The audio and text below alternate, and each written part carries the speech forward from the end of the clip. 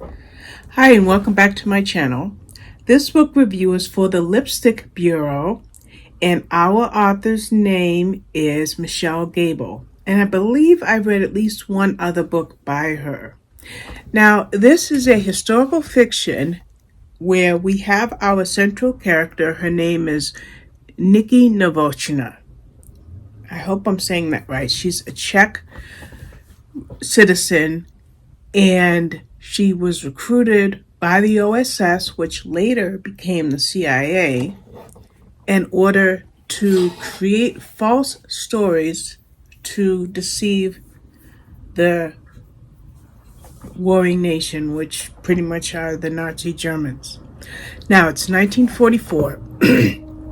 Nikki has been sent to Rome, and she is a very talented woman because she speaks 7 languages. Now, when she goes there, her central job is to create propaganda, to create lies.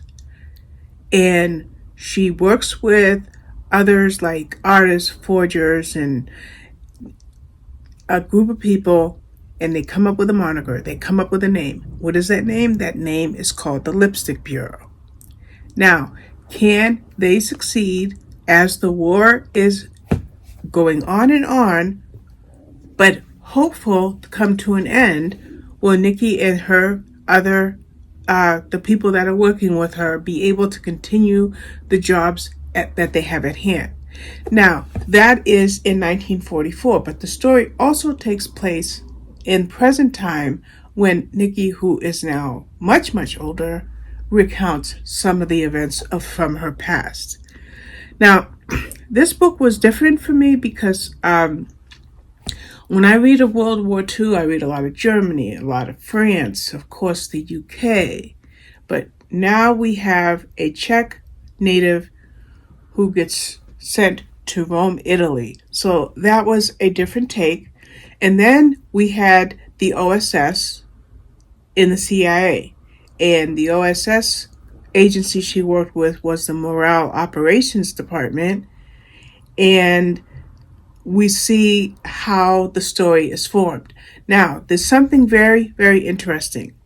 This is a historical fiction based on a real life historical person.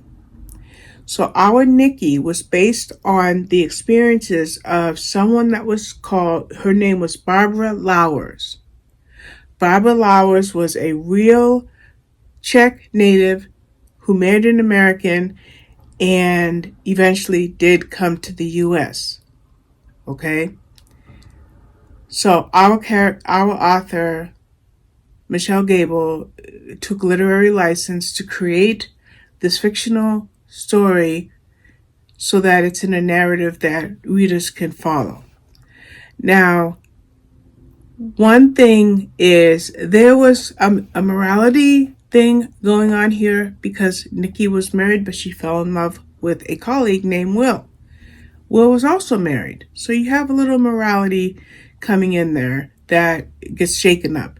And then we also have Paloma, who is Nikki's nearest and dearest friend. But Paloma was a prostitute, was part of a brothel and had girls working for her. And we find out how Paloma is instrumental in helping Nikki survive some very hairy and dangerous situations. So those are your characters. You have Nikki, you have Will, you have Paloma, you have Nikki from 1941 to 1944, and then you have Nikki in present day.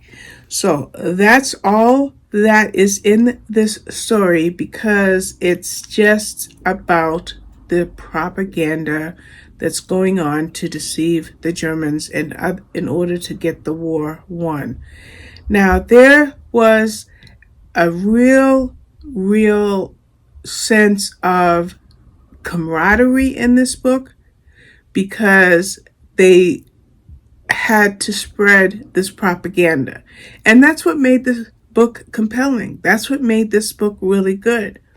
Now, when I was a kid, I remember learning about Czechoslovakia. So it's nice all these decades later to read a character who emigrated from that country. So that's it for the Lipstick Bureau.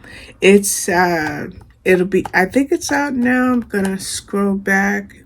Let's see. Yes, well, it's not out now. It'll be out tomorrow. So when you see the video, it'll be out, but it's just not out quite yet. But this is from Graydon House, which is a Harlequin imprint, and you can get it on Amazon. It's quite a lengthy book, 464 pages, but it's a really, really solid read. I'm gonna go with 4 stars.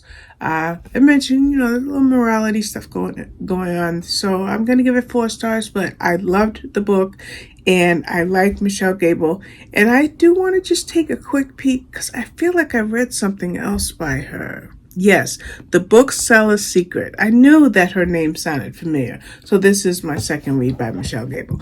So that's it for the Lipstick Bureau. I want to thank you for watching, and I will be back with more. Bye-bye.